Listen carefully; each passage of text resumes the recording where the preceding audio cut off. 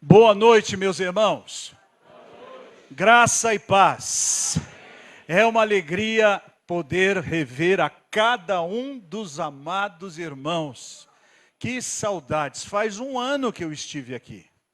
Eu estive no aniversário da igreja. E foi um momento precioso. E eu estava ali, a avó Biju olhou para mim e disse assim: "Tá jovem, né?"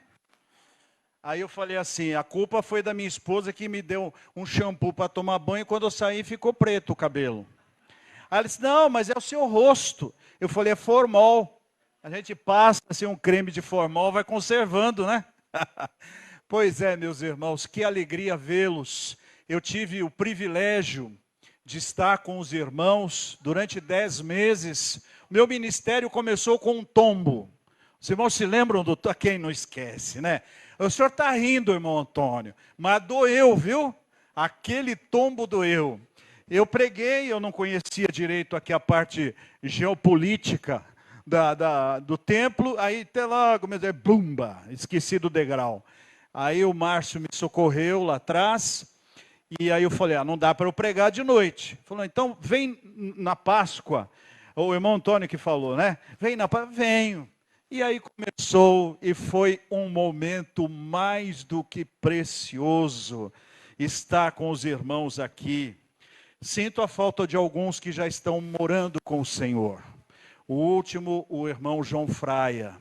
Saudades, deixou a sua marca e jamais, jamais será esquecido.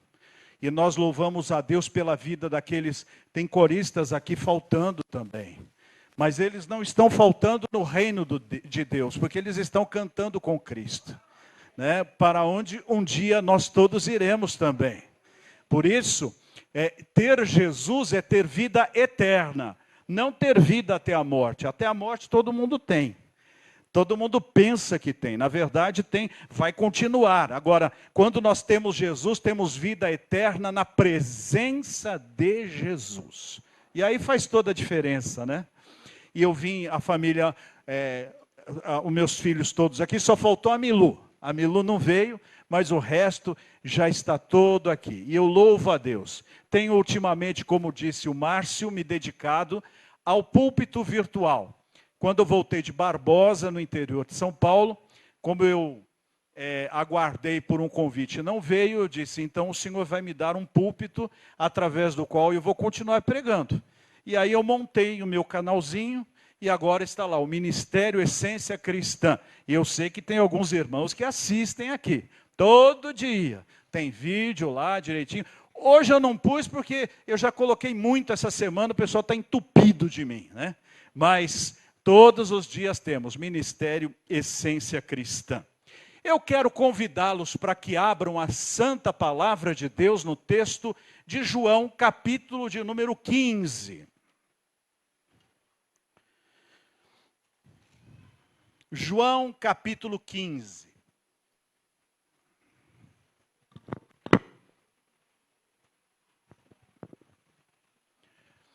Vamos ficar de pé para a leitura?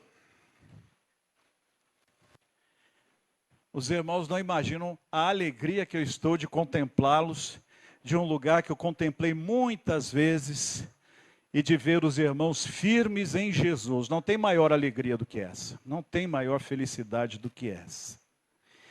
João capítulo 15, a partir do verso 1, diz assim: eu sou a videira verdadeira, e o meu pai é o agricultor.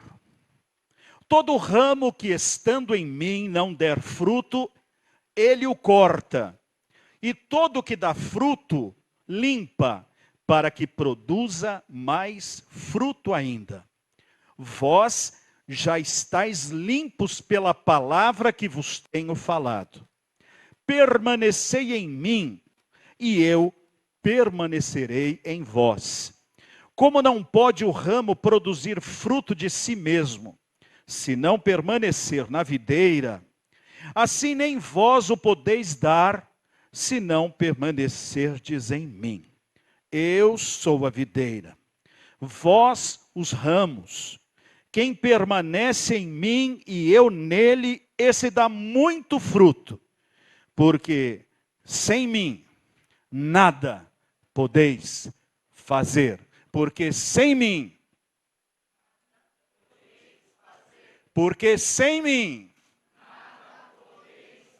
podem se sentar.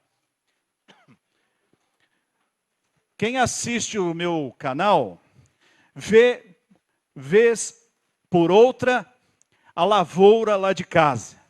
Estou morando no bairro chamado Tucuruvi, ali na zona norte da capital. E moro na casa que foi do meu sogro. E agora é nossa, e lá embaixo tem uma área onde tem limoeiro, uma jabuticabeira, tem amora, tem vários, a figueira, tem vários pés ali, né? E algumas laranjeiras e tal. Então, ali, ultimamente, nós tivemos a história da figueira. Aquele texto bíblico que fala assim: quando a figueira floresce, vocês sabem que está próximo o verão. Assim também, quando estas coisas estiverem acontecendo, vocês saberão que a minha volta está próxima. Eu nunca tinha visto de verdade uma figueira florescer. Mas quando eu cheguei a morar lá, eu encontrei uma figueira seca. Só galhos, galhos sem folhas. Se olhava para aquilo, quem não tem experiência diz: morreu, né? Acabou, não tem mais nada. Mas quando foi chegando a primavera do ano passado, começou a sair uns toquinhos verdes daqueles galhos. E em questão de 20 dias, eu não estou exagerando, em 20 dias, aquilo ficou uma toceira de folhas. E em 1 mês e meio estava carregado de figos. Eu nunca vi um negócio daquele. Foi assim, ó, já veio tudo pronto. Deu mais de 500 figos aquela figueira. Mais de 500. Eu não fiquei com eles, porque o meu cunhado levou embora e fez doce. Mas eu fiquei com um balde de doce. E comi. E estava muito bom, sabe? Estava muito bom. Agora, nós temos 2 pés de mamão. Um mamão formosa, o outro mamão papaya. Aqueles não fomos nós que plantamos, provavelmente algum passarinho que tinha feito uma boa refeição mamônica. Aí ele resolveu usar o quintal como WC e puf! Quando caiu, nasceu. E a plantinha cresceu e viraram árvores. E então o pé de mamão formosa está carregado, tem mais de 50 mamões. Acredita nisso? Eu vou derrubar o preço no Ceasa, com tanto mamão assim. E do pé de mamão papaya, a mesma coisa, bem grande. Mas esses dias, eu estava ali fazendo um videozinho e tinha um que estava meio amarelinho, porque eles estão crescendo. Quando eu pus a mão no mamão que estava meio amarelinho, descolou. Aí eu abri o mamão, como ele não estava grudado de fato no pé de mamão, ele estava todo preto, todo seco por dentro, não tinha mais nada. Ele não vingou, ele não foi para frente, ele até era um mamão, mas é um mamão que ficou xoxo, não deu em nada. Então, isso me trouxe uma grande lição. Primeiro, a igreja de Jesus Cristo só existe porque está ligada na pessoa de Jesus. Ele disse assim: eu sou a videira verdadeira, eu sou o pé de uva verdadeiro, e o meu Pai é aquele que cuida deste pé de uva. Ele disse que o Pai cuida para que este pé de uvas produza muito fruto. E ele diz o seguinte, que cada pessoa que se converte a Jesus Cristo, recebendo-o como seu Senhor e Salvador, se torna um galho deste pé de uva. Se torna parte desta videira. E o que é que um agricultor espera do seu pé de uva? Muita folha, muito galho, muita lagarta. Ele espera que dê o quê? Uva, óbvio, ele quer que dê uva. Ele quer que produza uva. Vocês que estão aqui desde o tempo em que eu fui pastor, lembram da mamãe Arlete, lá de Portugal? Ela me mandou umas imagens da vindima. Lá tem pés de uva. Então eles saem e vão fazer a vindima. Levam lá um alicate, levam umas ferramentas e vão cortando os cachos de uva. Tem cada caixão de uva desse tamanho, a vindima. E eles então olham bem aquele pé de uva. Se está com bastante fruto, então eles cuidam daquele galho, porque o galho é bom. Mas se é um galho que só tem folha, não tem mais nada, não dá nada, eles arrancam o galho, porque aquele galho só está ocupando espaço à toa. Ele é inútil. Jesus disse que ele é o pé de uva, e que cada um de nós é um galho. O que é que Jesus espera de cada um dos seus servos, de cada um dos seus filhos? O que é que ele espera? Que dê uva. Não, que dê fruto. A uva é para o pé de uva, mas de cada um de nós, ele espera que dê fruto. E que fruto é esse? A vida. Ter comportamento. Ter vida santa, ter vida reta, seguir os mandamentos do Senhor, que não estão aqui à toa, honrar o nome de Jesus na praça, não sendo devedor contumaz, honrar o nome de Jesus na mídia, não publicando coisas que envergonham e emporcalham o nome do Senhor. Honrar a Jesus na família, tratando a esposa com dignidade, tratando o marido com respeito, educando os filhos no amor e no temor do Senhor, cuidando dos empregados domésticos ou dos empregados do trabalho com dignidade, com generosidade, com piedade, com humanidade. Pessoas que se comportam assim dignificam o Evangelho. Mas o que acontece muitas vezes? Na época em que os pastores eram como eu, usavam terno, iam comprar terno nas alfaiatarias, nas lojas, e tinha um aviso: não vendemos fiado para pastor, dificilmente pagam. Que vergonha, não? Que vergonha. Lá no interior de São Paulo, onde eu vivi, em Barbosa, ainda é do tempo do livrinho do fiado. Você compra e faz um caderninho de fiado. E os donos de comércio têm dificuldade para vender para membros de igrejas evangélicas, porque muitos deles dizem: não, o Senhor vai prover, um dia que Deus me der eu venho pagar. Vergonha para o nome do Senhor. Quando a Bíblia diz assim: a ninguém devais coisa alguma, senão o amor com que vos ameis uns aos outros. Então, dar fruto como igreja de Jesus é mostrar Cristo na vida, no testemunho e no comportamento. Porque muitas vezes, meus irmãos, o que é que a vizinhança da igreja pensa da igreja? Bem, eles pensam o seguinte: quando é dia de domingo, eles entopem a rua e não deixam eu sair da garagem. Quando é dia de domingo, colocam o som na última altura e perturbam o meu lazer dentro da minha casa. Muitas igrejas promovem esse tipo de testemunho.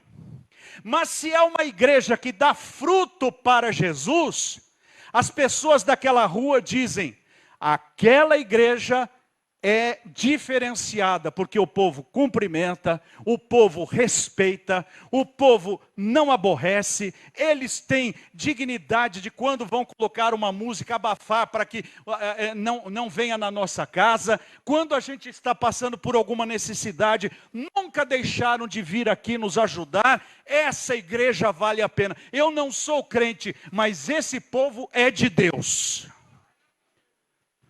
Como é que um crente na escola dá testemunho? Através da correção da sua vida, através da justiça do seu comportamento. Alguém que não cola, alguém que respeita os professores, alguém que tem um bom convívio com os alunos, alguém que não aceita suborno, alguém que não faz coisas erradas na surdina, alguém que não vive na orgia e na promiscuidade. Esse dá bom testemunho. Como é que um crente dá bom testemunho na sua vizinhança?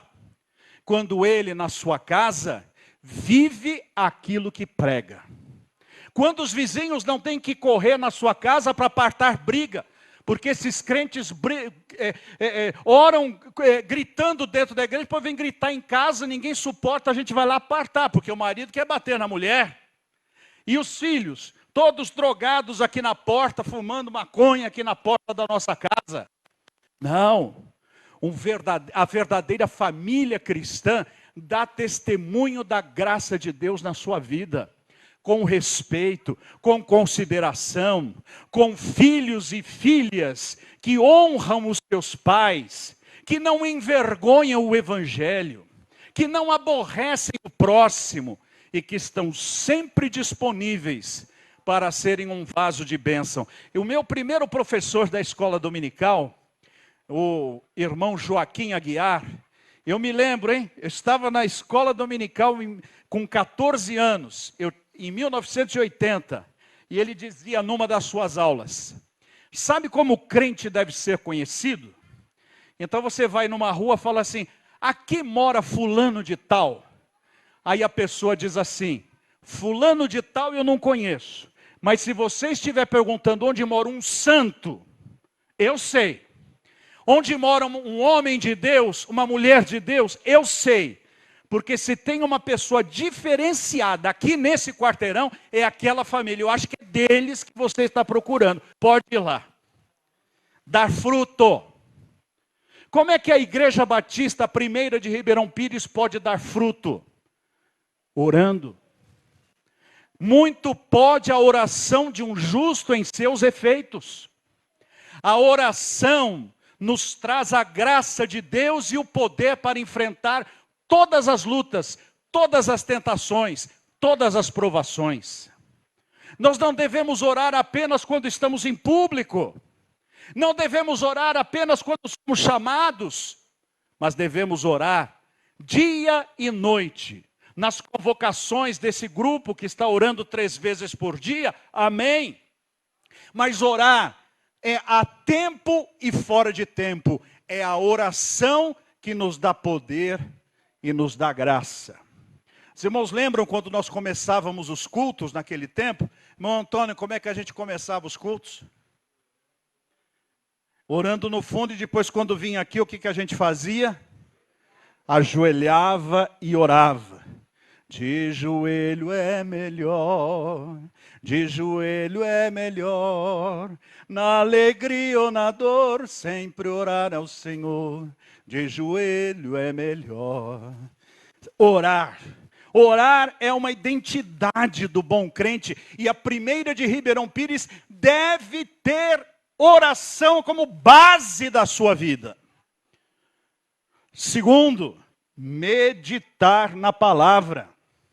Não há crescimento cristão que não esteja fundamentado na santa palavra de Deus. Eu não preciso saber decorar os teólogos da modernidade. Eu não preciso ficar citando A, B, C, D, E. Eu preciso só da minha Bíblia, a palavra de Deus. Ela é suficiente. Eu preciso estudá-la para entender a sua mensagem. Eu preciso compreender o que Deus disse, o que Ele fala e o que Ele diz para o meu futuro e para o futuro da igreja. Uma igreja sem Bíblia é uma igreja raquítica, é uma igreja pobre, é uma igreja magra. E na falta de púlpito, Satanás aproveita e manda tudo que não presta.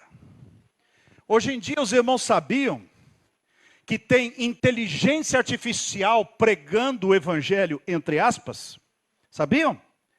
Alguém me disse assim, pastor, tem um programa aqui, o senhor põe o texto bíblico, põe aí 2 ou 3 frases que o senhor quer que entra, pega a sua fotografia, e a inteligência artificial vai fazer um sermão, e vai colocar o senhor abrindo a boca, levantando a mão e etc.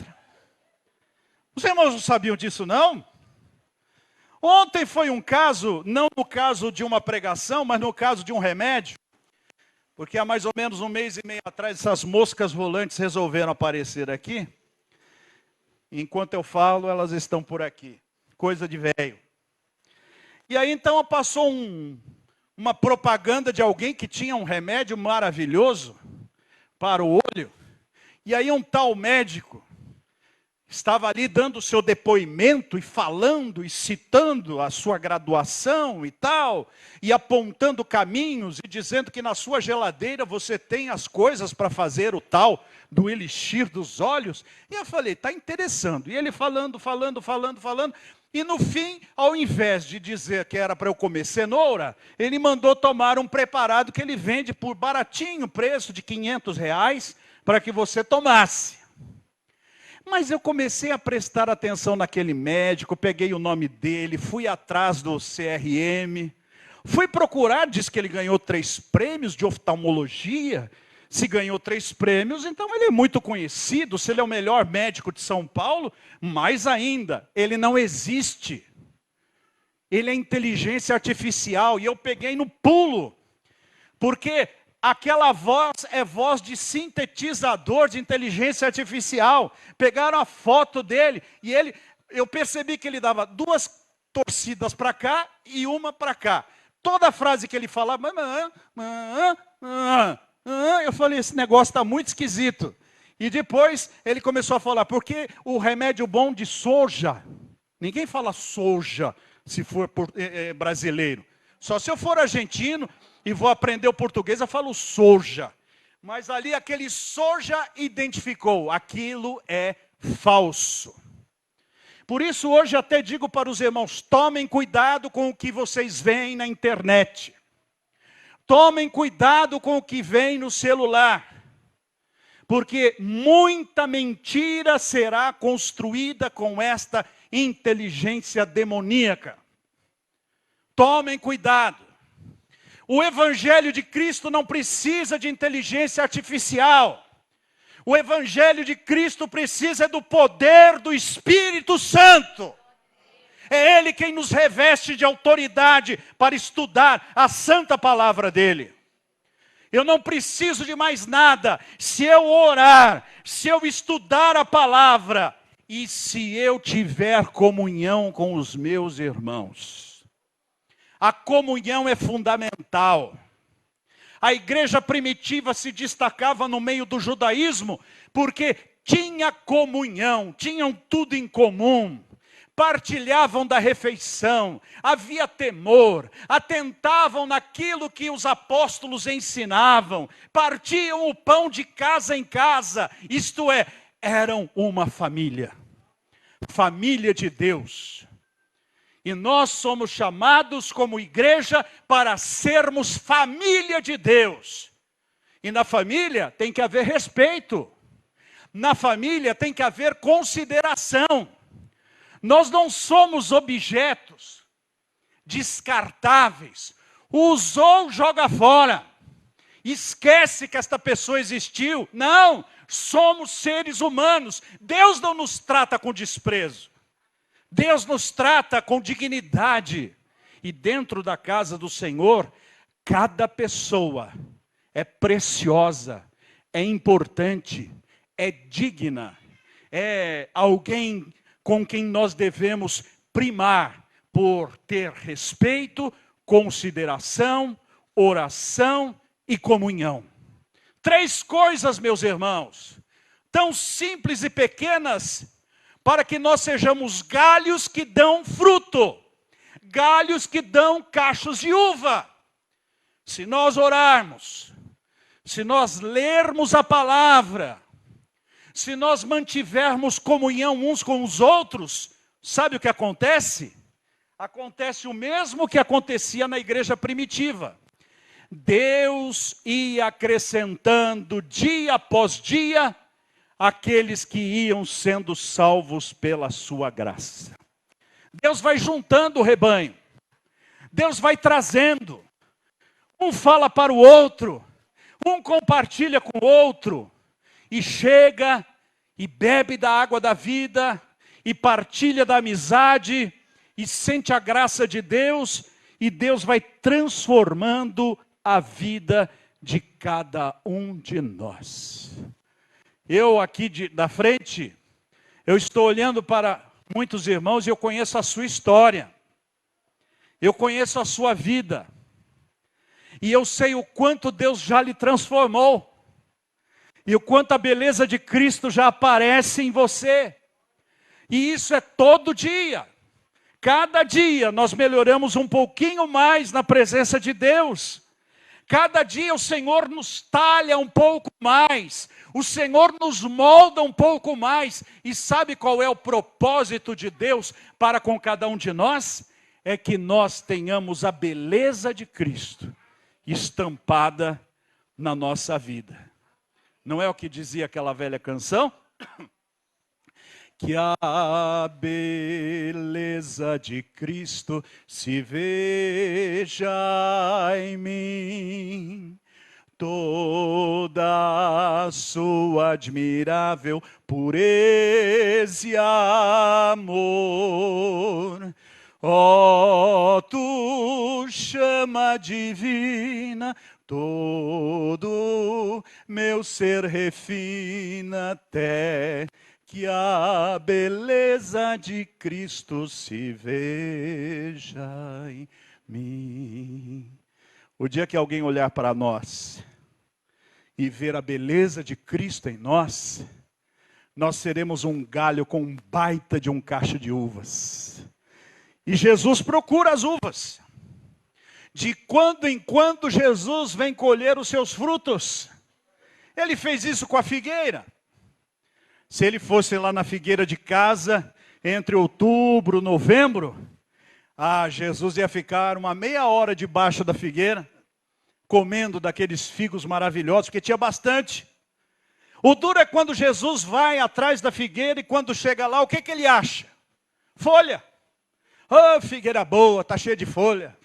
Ô, figueira boa, está cheia de galho. E há muita igreja também, cheia de folha e cheia de galho. Muita tecnologia, muito palco, muito composta, muitas regras compostas e pouco Cristo. Acreditam que há igrejas onde Jesus nem entra. Eles pegaram o formato e tiraram Jesus da igreja. Jesus não tem mais parte naquilo. Eles passam o culto inteiro celebrando sem Jesus. Mas às vezes nós fazemos assim também. A gente vem na igreja preocupados com a programação, preocupados com as coisas de casa, preocupados com o equipamento, preocupados com horários, preocupados com tudo, preocupados com a melodia, preocupados com tudo, e às vezes nós nos esquecemos que o mais importante é o que Maria, a irmã de Marta, tinha escolhido quando Jesus foi fazer uma visita na casa deles. Maria, ao invés de ficar fritando bolinho de queijo, no dizer mineiro, ela não estava ajudando a sua irmã Marta, e Marta reclamou, disse: Jesus, o senhor vê que eu estou te servindo sozinho, manda minha irmã vir me ajudar. E aí Jesus disse para ela: Marta, Marta, você está preocupada com tantas coisas. Maria escolheu o principal, e isso não será tirado dela. O principal é Jesus. O principal é você sair daqui e poder dizer assim: o culto hoje foi maravilhoso. Por quê? Porque Cristo estava lá. Porque eu senti a presença de Deus. Porque eu ouvi a palavra do Senhor. Porque Ele ouviu a minha oração. Porque Ele mudou o meu sentimento. Ele aprimorou a minha fé. Ele fortaleceu a minha alma cansada. Eu não vou sair daqui, o culto foi maravilhoso, tinha aquele som, tinha tanta gente, tinha tanta beleza, tantas roupas, tanta comida. Não, o culto é bom quando tem Jesus. Se tiver Jesus, está bom. E o lugar onde tem Jesus, tem paz. Uma igreja que frutifica é uma igreja cheia de paz. Não uma paz a qualquer custo. mas a paz de Deus que ultrapassa todo entendimento. Uma igreja de Deus é uma igreja que tem alegria. A alegria do Senhor, a nossa força é. Uma igreja de Deus é uma igreja que tem amor. Nisto conhecerão que sois os meus discípulos, se vos amardes uns aos outros. Numa igreja onde Jesus está, existe ordem e decência. Mas faça-se tudo decentemente com ordem. 1 Coríntios 14, 40. Por isso, meus irmãos, por isso, Primeira Igreja Batista em Ribeirão Pires. Por isso, meus queridos irmãos de todas as igrejas que estão presentes aqui. Jesus é a videira. O Pai é o agricultor. Nós somos os galhos. E Ele espera que nós venhamos dar fruto. Fruto digno de arrependimento, fruto abundante, fruto bom. Não vai fazer como quando a gente não tem muita experiência de comprar fruta. Eu fui na quitanda e lá tinha umas mexericas poncãs gigantescas, desse tamanho. E por um preço barato, eu falei, eu vou comprar aqui uma dúzia disso aqui, cada uma dá para todo mundo chupar, né? Levei para casa. Primeira que eu enfiei o dedo lá, fez... Quando eu abri, tinha um toquinho assim, desse tamanho. Uma casca gigantesca e um toquinho de... Tinha caldo nenhum, não dava nem o caldo de um gomo. Deus não quer que nós sejamos uma mexerica falsificada. Deus quer que a gente seja como aquela laranja... Como é que eles falam? Aquela feia, mas é uma delícia aquela laranja? Não, a outra. Tem um nome diferenciado lá. Como é que é? Seleta. Isso! Ela não é mais feia que as outras? Às vezes enchia de folha, tudo, mas você já chupou uma bela de uma laranja seleta? A beleza dela não está por fora. A beleza dela está por dentro. Deus quer que a primeira igreja batista em Ribeirão Pires seja bela por dentro. Na sua base, no seu coração, na sua alma, nos seus sentimentos.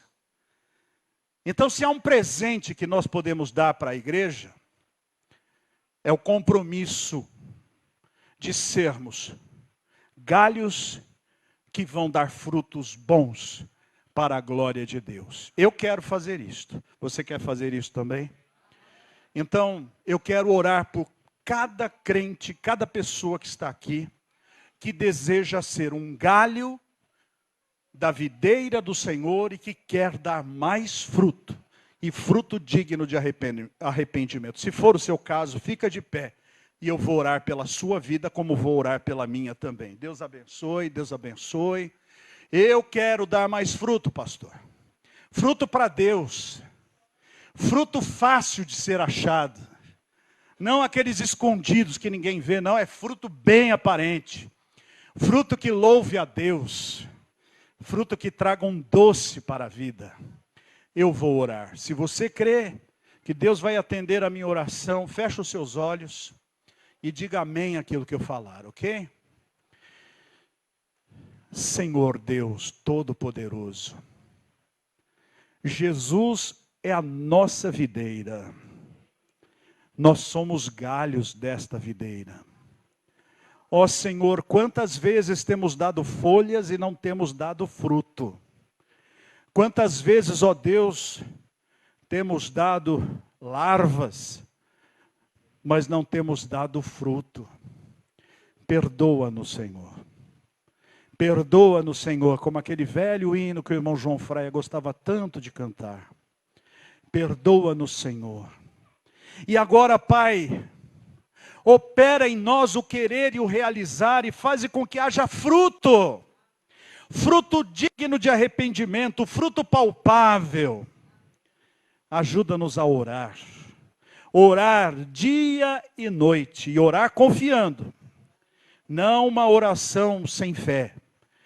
Mas o Senhor pode nos dar fé, pois diz a tua palavra, pela graça sois salvos por meio da fé, e isto não vem de vós, é dom de Deus. Ó Deus, dá-nos fruto pelo estudo da tua palavra. Queremos mergulhar na Bíblia, ela que é lâmpada para os nossos pés e é luz para o nosso caminho.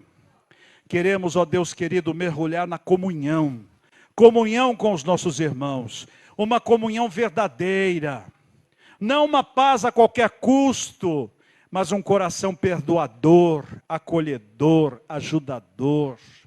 Ó Deus, dá-nos corações misericordiosos. Enche-nos do teu amor, enche-nos da tua graça. E que, ó Deus querido, neste tempo que se chama hoje, que cada um de nós tenhamos muitos e muitos cachos de fruto do Espírito, para que o teu nome seja exaltado. Eu oro com gratidão em nome de Jesus. Amém.